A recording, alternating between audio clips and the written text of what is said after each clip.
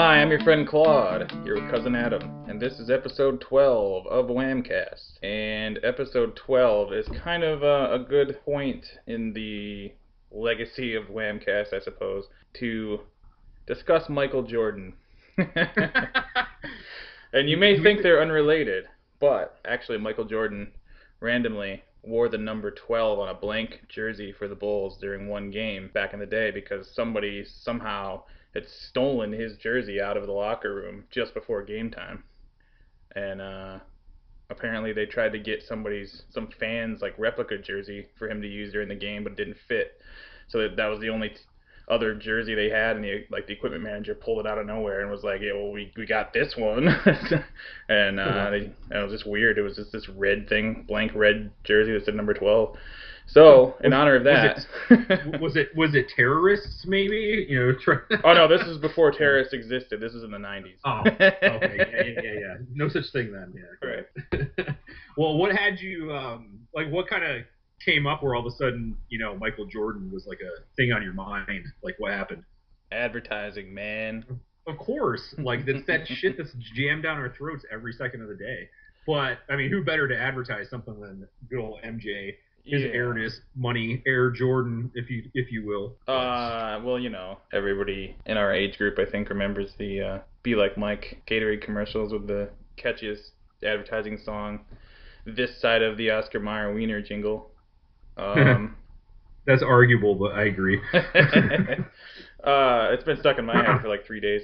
But YouTube is showing a bunch of, I guess, Gatorade remade the commercial into like a bunch of different interpretations. Like one of them is like they basically chop up the song or like, mix it with like, I don't know, house music or whatever, like modernize the song in a lot of different ways. And they have like, one of them's got like two dudes playing basketball in some like room that, I don't know, it looks like they're playing on like Rube Goldberg contraptions where there's like conveyor belts attached to like platforms that they dribble on and shit like that. I don't know how to explain it really.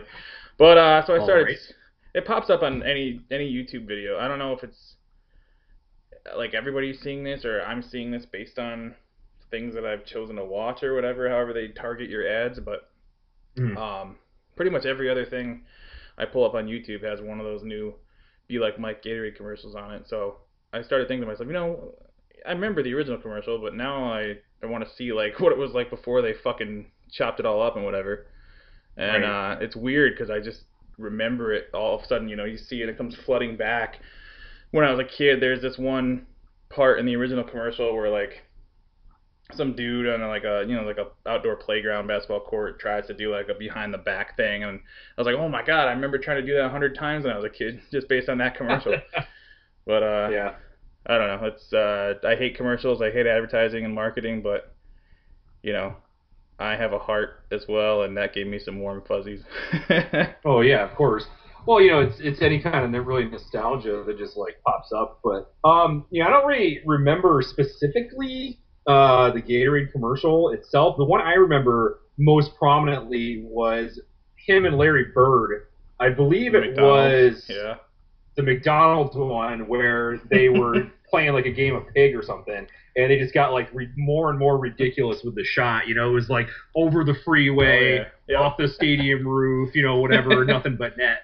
And because like arguably, I wouldn't say that Larry Bird was a better player than Michael Jordan, not at all. But he is definitely up in the legendary status of, on that legendary level that Michael Jordan's on. I mean, like I said, very few athletes transcend their sport.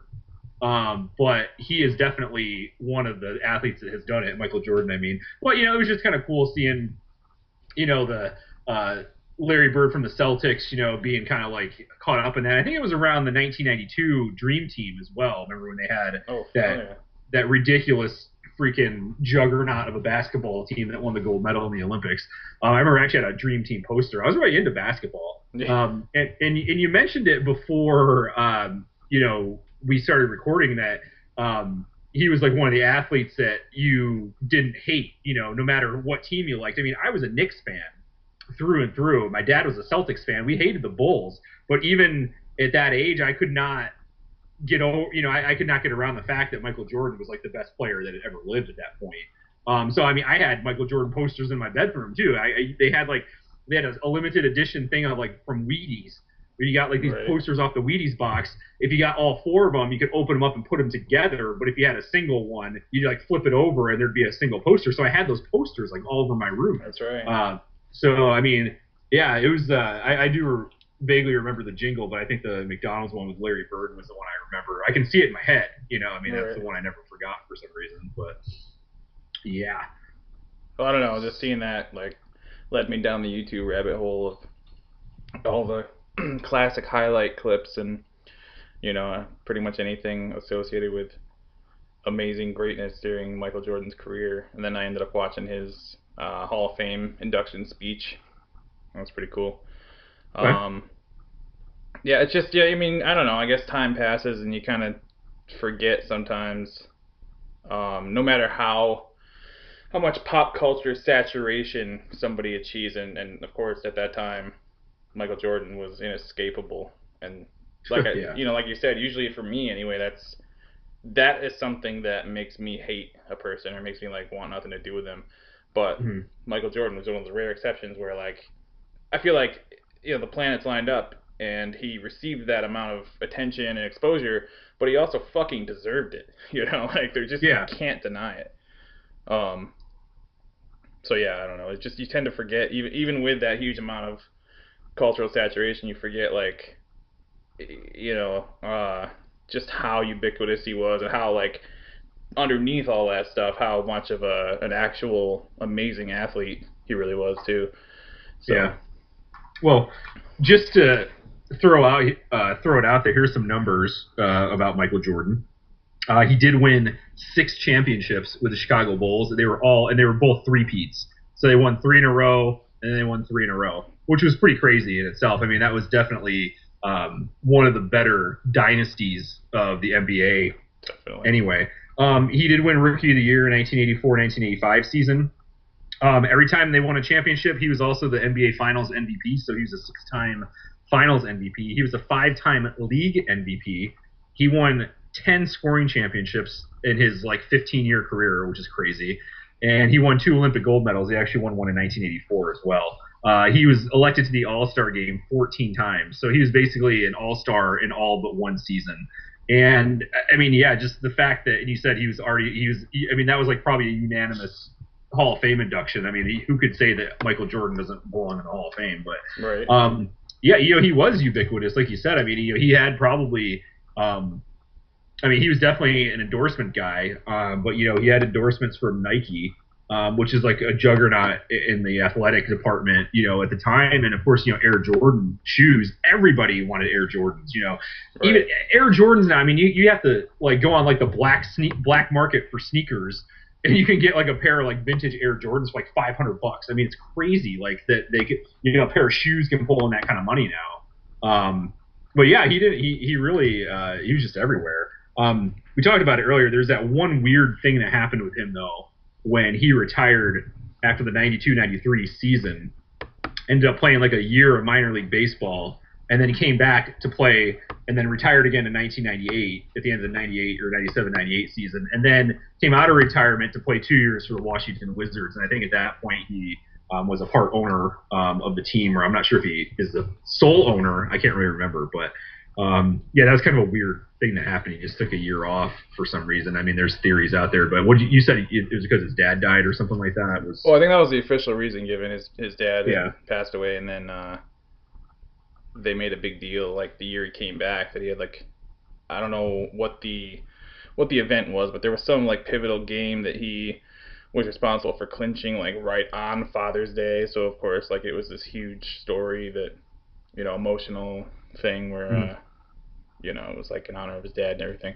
But yeah, I mean, I think if you're anybody who's not who's more than a casual fan knows that Michael Jordan likes to gamble. So yeah. uh, Well, that was the theory. Now I'm not trying to start a theory, but my dad was a big basketball fan at the time too, and he thinks that he did get in trouble for gambling. I think it was during like a golf tournament or something like that, and one of the theories that my dad cultivated was that he actually got suspended for that year that he supposedly retired because you couldn't really say like Michael Jordan's suspended for a year. I mean, that would just be a scandal in itself. Like the greatest basketball player to ever live gets suspended for a year. That's nuts. So he kind of thought that it might have been a cover for him not actually coming out and saying he was suspended. I think they kind of just came up with a deal or something like that that he would retire, but then he came back the next year from a failed stint in pro baseball. But yeah, like I said, that's just the theory. You never know. It makes perfect And sense. yeah, it does make sense, and I just hope that he never hears that and comes to find me. Because he's still a 6'6", 220-pound man. Yeah, well, he was a guard, and usually when you're playing like in a high school team, the guards are usually the short guys. He played guard, and he's 6'6", and that's not short. So, but yeah, I mean, he's got the stats. He had the endorsements. I actually had a really good a really good book of photos. I think it was Walter Ius Jr., who you might know as the quintessential Sports Illustrated photographer. He does this like a lot of the swimsuit issues and stuff like that. He did a book. It was called like Rare Air, and it kind of was like he took pictures of Michael Jordan's like life behind the scenes. Right.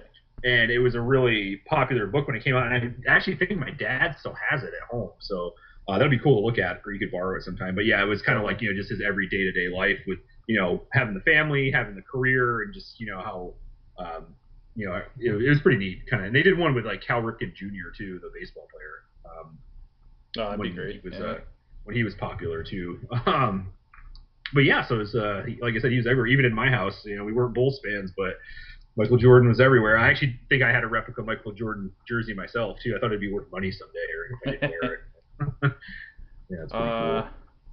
One of the other things from my actual childhood that I definitely was a fan of or took part in at the time.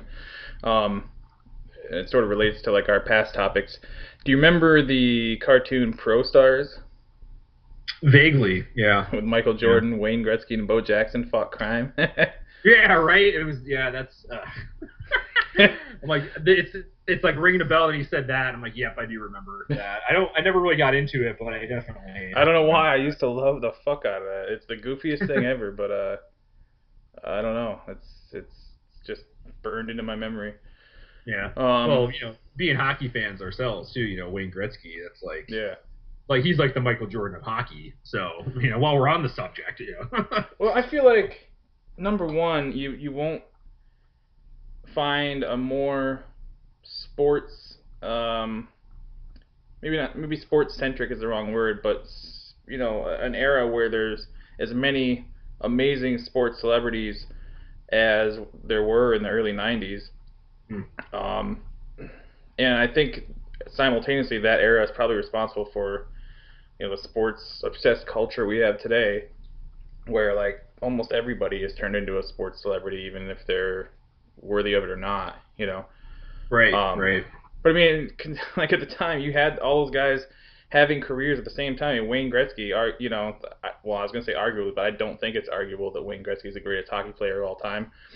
With Michael Jordan happening at the same time, and Bo Jackson is just his career got cut short, but what a staggeringly impossibly good athlete he was. Yeah. So well, he was a two-sport athlete. He was a running back for the Raiders, and he played baseball. I remember one specific moment with Bo Jackson was he was at the batter's box. He held up his hand to the umpire to call timeout. Right. But they didn't give it to him. The pitcher pitched the ball. He basically just like put his hand back on the bat and just hit a home run. Like it was insane. Like the guy's like timeout. Nope. Okay, never mind. Okay, well that's what you get. You didn't give me time. It was insane. But legend. I mean, yeah, you're right. Yeah, that was nuts. I forgot about that till you mentioned Bo Jackson, but yeah, I mean he didn't really have the numbers, to be an all-time great, right, so to speak. But at the time, like you said, he was an amazing athlete, and he had his little spot on the show, right, the Pro Stars or whatever. So I mean, he was there, And I remember I even had a poster of Bo Jackson. I won it at the fair. It was like one of those things where you throw darts at the wall, and whatever hits you get. it was that famous picture of him with just shoulder pads on for football, but then he was holding the baseball bat behind his back, which was Right. from him being a two sports star or whatever. But yeah, I had a poster of that in my wall too, so it's just Well, I mean, that shows you the cultural saturation they all had. I mean, um, yeah, I don't know. I was never really like super duper. Like I loved baseball as a kid. I played for 2 years in Little League. Well, I played in 2 years. Played for a year. Um, Probably cumulatively between having my nose smashed and then coming back from it. yeah, Um, but I loved the game. I loved like collecting baseball cards and all that stuff. But I never. I don't know. I feel like most kids today are just expected to be obsessed with some kind of sport, usually football, um, or else you're weird or something. And I don't know. I guess I right, was weird at some point, but like that era, that time, the early '90s, around there, I just feel like was probably the peak cultural saturation of sports in general. I mean, I found myself buying like basketball cards just for the sake of buying them, and right, to this day, like I'll just go through my mental Rolodex and be like, just name off like '90s basketball players, like it's just this weird implanted memory or something. I don't even have any control over it. yeah, It's just weird. Um, but I couldn't probably tell you five who play today. Um, yeah, obvious ones like LeBron and Kobe or whatever, but beyond that, I have no clue. yeah. Um, No, yeah. Well, yeah, that always kind of came out of my. I mean, like I said, I liked basketball, but then it kind of got to be too showboaty yeah, almost, and it was like I just kind of felt like, yeah, this isn't really like my thing. And I was more of a fan of college basketball. I was always a big Syracuse fan. Of course, they horribly disappointed me in every single way this year with all the recruitment scandals they're going through. They got banned from the postseason. They had a terrible year. So I'm just like, whatever. But yeah, it's. I remember a big one was Shaquille O'Neal. I followed him coming yep. up when he was a rookie, and I remember trying to collect his rookie cards and stuff like that. And he kind of had the rap career, Oh yeah, and then like Michael Jordan had the movie career. He was in Space Jam and stuff like that. So that was pretty cool. But yeah, that was a good time for sports. And I remember a lot of my fond childhood memories of that time period were sports. I mean, the Rangers won right. the Stanley Cup in '93, '94. Wayne Gretzky ended up playing for the Rangers in Yep. the end of his career in the mid to late '90s. It was just good times. Of course, I'm not even going to talk about the Mets. They're just, ugh, man, I don't know. Yeah, they have yet to. I don't know. Make us feel positive about being fans. They came close a couple times, but that's the thing with them. They just dangle that carrot and they're like, nope. Yeah, Sorry. it was the famous Subway Series in Yeah. 2000 against the Yankees. That was a pretty. I mean, they had a great team. And Mike Piazza was like big with the Mets that year. Uh, Al Leiter was their pitcher extraordinaire. Yeah, but of course they lose the World Series to the freaking Yankees, like in the Yep. break and. Yeah, so infuriating. Whatever. Well, it's always a new year. It's funny. I tell like other Mets fans I know, it's like, oh, it's the start of a new season. We got a good shot this year, and that's what we always say to lie to ourselves every Yeah. year. But some of their pitchers this year are looking pretty good in spring training, but that means absolutely nothing until you start playing. So we Yeah, still have to well, wait and see. Which is funny because opening day is like in a week from Monday or something like that. So right. no, actually, it's a week from last Monday. This is coming Monday right now. Oh wow. Really? Wow. Mm-hmm. Kind of crept up on you there. Well, So we'll see. So we shall see. So I think a good segue into what we want to talk about next is that we've been talking about how really important sports has been in our life. And I wouldn't say important, but it's been a big part of it. Yeah. But I kind of wanted to make a point, and it kind of goes in with some current events that are happening right now. Hopefully, we will get this published, and you'll hear it within a couple of weeks. But we'll tell you what's going on right now. But I wanted to kind of touch on the fact that sports are actually can be a very powerful social force of change, if you will, and they're kind of inherently political in that way at the same time. And to make my point, and as you know, yesterday Indiana passed Senate Bill 101 called the Religious Freedom Restoration Act. And immediately, a lot of the legislatures are saying that it was mischaracterized off the get-go, but I don't have the specific wording in it, but it was basically going to make it legal for a business to like refuse service to like a gay couple or something based on a religious belief. Right. And it was kind of it didn't really come out and say that, but that's what it kind of opened the door to. So like all of a sudden, there's this huge outcry about it, and as of today, the governor said that he was going to. Well, initially, the legislators said that they would draft like further provisions saying that the law could not be used for like homophobic discrimination. And then the governor was like, "Well, we're not going to guarantee that." But as of today, he said he wants them to revisit the law to make sure that it's clear that it's not going to be used for discrimination. Which I have all sorts of problems with this to begin with, but we can talk about that afterwards. And what I'm getting at with the sports thing is that I was actually listening to or I'm sorry, I was watching a video of Keith Olbermann. As if you don't know who he is, he's actually was a pretty loudmouthed left-wing political pundit for a while. I think he had his own show on MSNBC or something like that. But he actually got his start, from what I remember, was he was a sportscaster for SportsCenter on ESPN. And I remember growing up watching him like every single morning because like when sports were that big part of our life, every day I'd get up before school, I'd be eating my cereal watching SportsCenter. And if it was like a summer day, first thing I'd get up and do when I got up was turn on the TV, watch SportsCenter. But he basically called out the NCAA because they're holding the Final Four in Indianapolis this weekend, and their headquarters is in Indianapolis as well. And he basically called them out and said the NCAA should completely change the venue of the Final Four, take it out of Indiana, and they should move their headquarters in response to this law that was passed. Right. And he brought up the fact that Arizona actually a few months ago kind of had something like this in the works where people looked at it and they're like, you know what, this is going to allow businesses to be, you know, discriminate against openly gay people and things like that. And the NFL basically pointed at the calendar and said, we're having the Super Bowl in Glendale, Arizona on this date. And he's like, but they were like, but that's completely contingent on there not being any kind of discrimination law like this in effect. And basically the governor vetoed it. Now, you can look at that in one of two ways. Like, wow, sports are powerful. They can change it. But, I mean, you know what the governor did? He's like, I can't have the embarrassment of not having the Super Bowl and bringing all that revenue into Arizona. So he vetoed the law. But the point is, like, you can do things like that if you're, you know, a big name sports organization like the NFL. Right. And the NCAA, I mean, college sports are arguably just as popular as, you know, professional sports. I mean, look at how popular college football is, even right, like I said right now, the Final Four for college basketball. I mean, everybody's got their brackets in March. You know, fill out your bracket.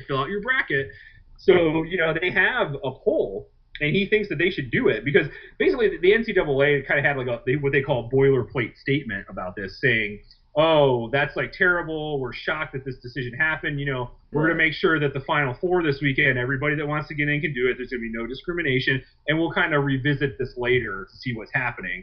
And Keith Olbermann called him out. I was like, you know, you're being too soft. You know, you gotta make a stand on that. So, what do you think about that? You think they should do something like that? Yeah, I agree. I mean, I'm Keith Olbermann has certainly had his share of controversy throughout his career. Yeah, his show Countdown on MSNBC was kind of legendary for that. And I tend to agree with more of his views than not. You know, he's a little theatrical, and I kind of appreciate that. But he's also very, you know, I guess old-fashioned in a lot of ways. Like, you know, you should kind of do things by the books, sort of thing, and what's right is right, what's wrong is wrong, and all that stuff. I agree. In this case, like, it's an absurd law as it is written or as it stands. He made a point that, you know, it's not something that just affects individual teams or individual sports or individual organizations. It affects, you know, the nation as a whole. And, you know, the NCAA, the NFL, and the NBA all have national in their name, in their title. And he said, he made a good point that it should be thought of as, you know, it's an issue about the nation. So I tend to agree with that. I mean, unfortunately, things like sports and other things that are influential culturally, like we were saying earlier, are often the only way to get something done about an issue like this. essentially making it a popularity contest or whatever. But yeah, I Yeah. think that this is one of those times, and I think it would be sad for the sporting world to let that opportunity go by to kind of stand up for what's right. Yeah, definitely. And he made a point on his on the. I can't. Man, I can't. I wish I could remember the name of the show that he does now. It's a sports show. It's not a political show anymore. Right. But he was saying that kind of like talking to the viewer, saying, so why are you making this political? This is sports. And he's like, and I'll actually give you the quote, and this is directly from his mouth on the show. He said, about sports actually being a political stage, really. And he said, what was Jackie Robinson's story if not politics? Right. He's like, do you celebrate Jackie Robinson? Do you celebrate Texas El Paso 1966 or the AFL moving the 1965 All-Star Game, or the pressure the sports leagues of the 50s of 50 and 60 years ago brought to bear against prejudice in the Southwest and then the South? What were those stories if not politics? And he was kind of pointing out that, like, I mean, I actually just watched that really good movie called 41 about Jackie Robinson. Great movie, and it's really about what he had to go through to become a player. But yeah, I mean, that was obviously influenced. I mean, to integrate professional sports, and not only that, I mean, he was talking about how there weren't really any pro sports teams in the South until like the Jim Crow laws started to become obsolete and get written off the books. Right.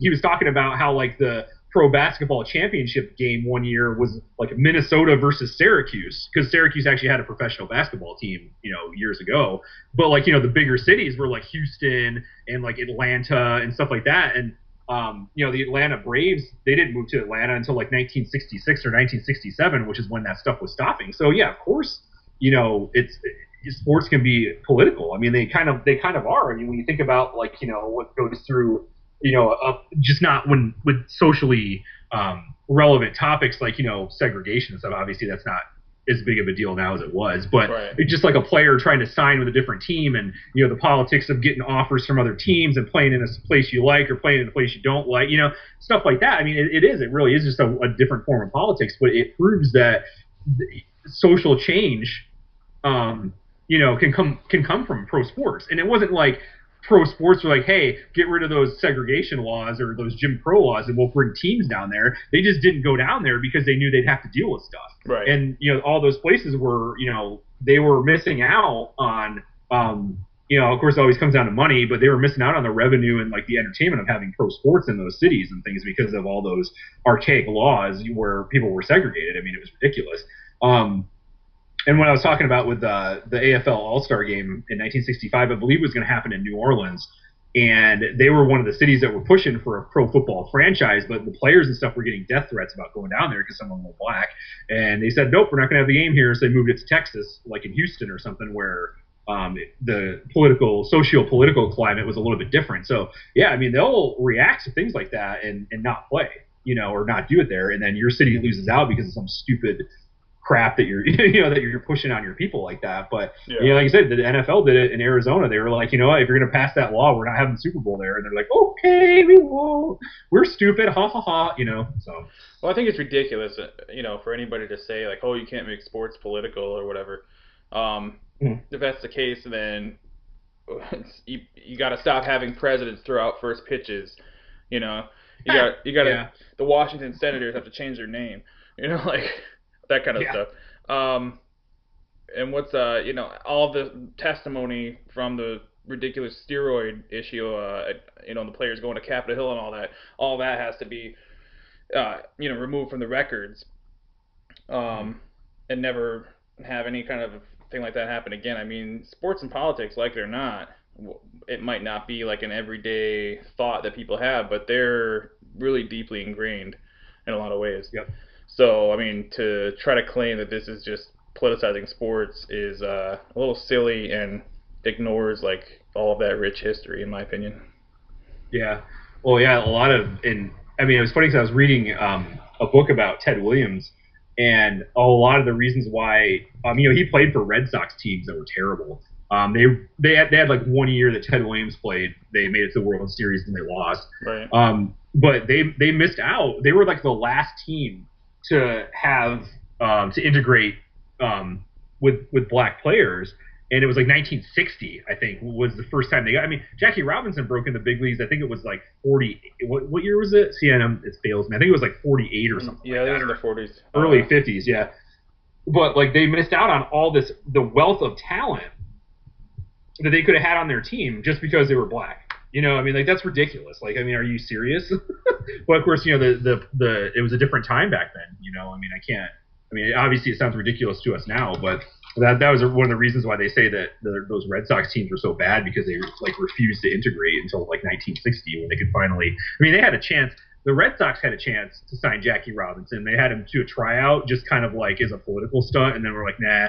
They could have signed like Willie Mays, who was like arguably one of the top 10 baseball players to ever play the game. He could have played for those Red Sox teams with, you know, and it would have been good, but they didn't. You know, they missed out on it. So Right. but yeah, the sports can really be a driving force for change. You know, and yeah. So, but that law,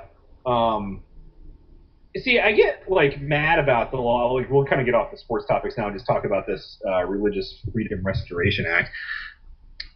You know, they're saying, oh, it's mischaracterized and blah blah.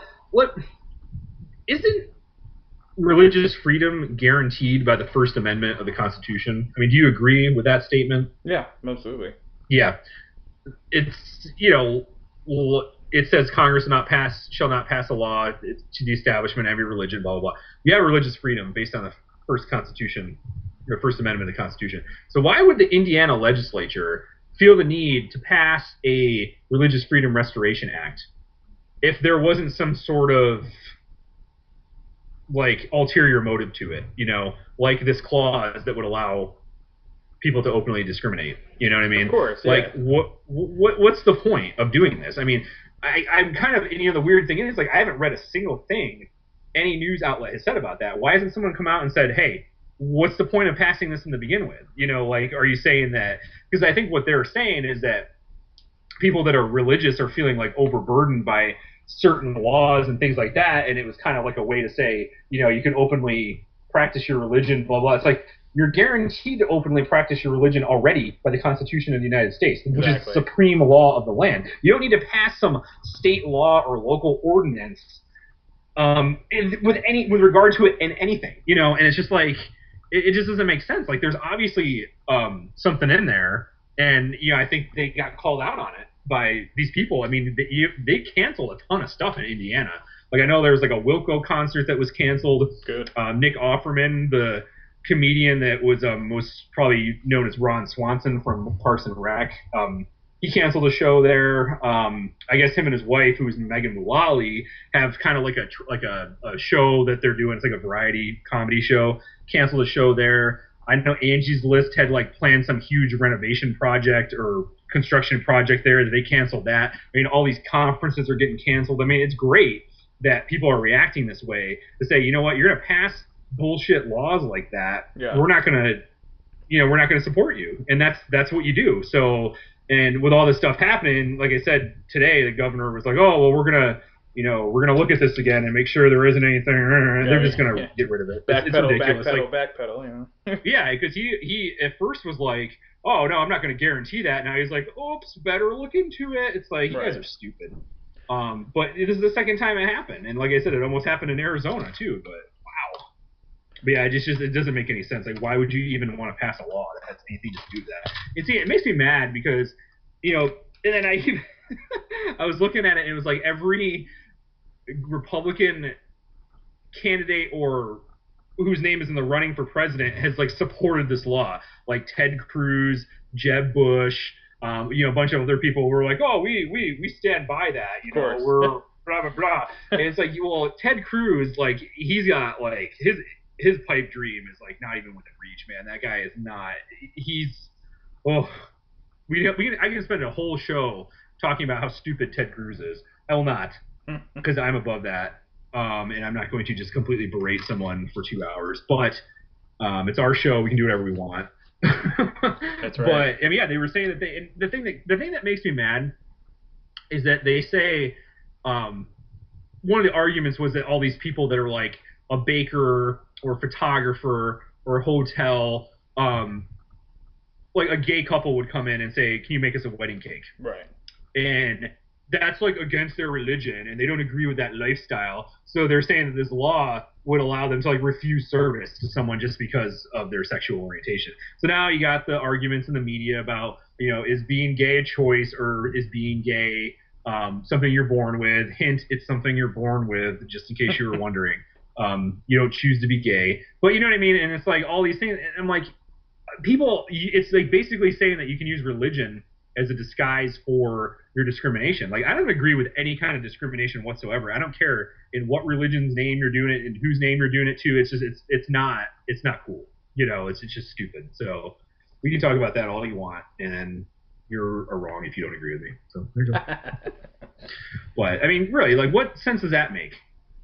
I mean, like, what sense does it make? I'm going to refuse service because I don't believe in your lifestyle. Like, shut up. Well, I mean, it's just interesting that there hasn't been a need in my math is poor.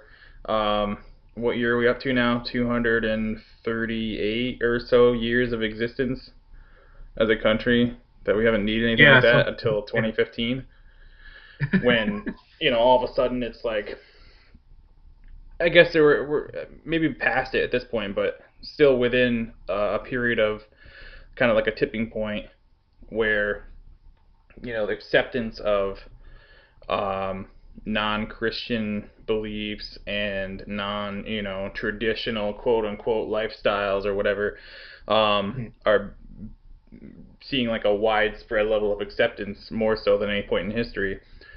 It just so happens to match up with the period of time when this ridiculous law is supposedly necessary. To me, it's not a religious freedom law so much as a justification of religious-based social conduct preferences. Like you said, it would be the easiest thing in the world to hide behind this silly law anytime somebody pulls something like that or denies somebody service. And they can come up with, I don't know, probably any lame justification they want, but it would be pretty obvious that, like, last week, two women who wanted a wedding cake could walk in no problem and get it, and this week, all of a sudden, mysteriously, they're denied or whatever. I mean, it opens the door for all kinds of shit like that, and it's ridiculous. Well, I get, too, that, like, you walk into, like, a store or, like, a restaurant, and it's like, we have the right to refuse service to anybody. Like, I get that, but, I mean, you don't, it's not like you go into a restaurant, you sit down, and like, we're not serving you just because I don't feel like it. That's, right. That's basically saying, like, if you're going to be, like, a belligerent asshole or something, we're not going to serve you, you can leave. Right. But, like, that has nothing to do with, like, your sexual orientation, which apparently, I mean, it's really no one's business. Exactly. I mean, it's not your business to know that I'm straight or that I know that this person over here is gay. I mean, if we know that, that's fine, but, like, it doesn't matter. To me, it doesn't matter. I don't get it. And that's the other thing, too.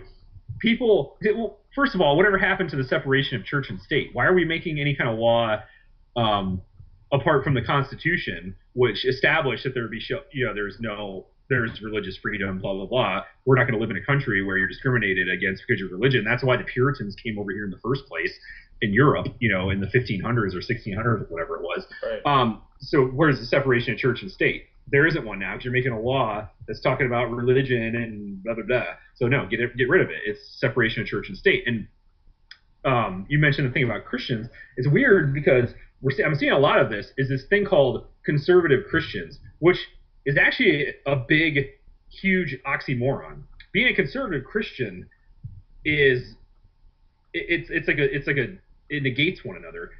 I don't care. I mean, if you look into the Bible and you see what Jesus said, he was actually a pretty liberal dude, just so you know. Right. All you people that like hide behind this crap about, oh, well, I'm Christian and my Christian values say being gay is wrong. He never said jack shit about gay people. He said love one another as I have loved you. He didn't put in like the caveat, oh, only if you're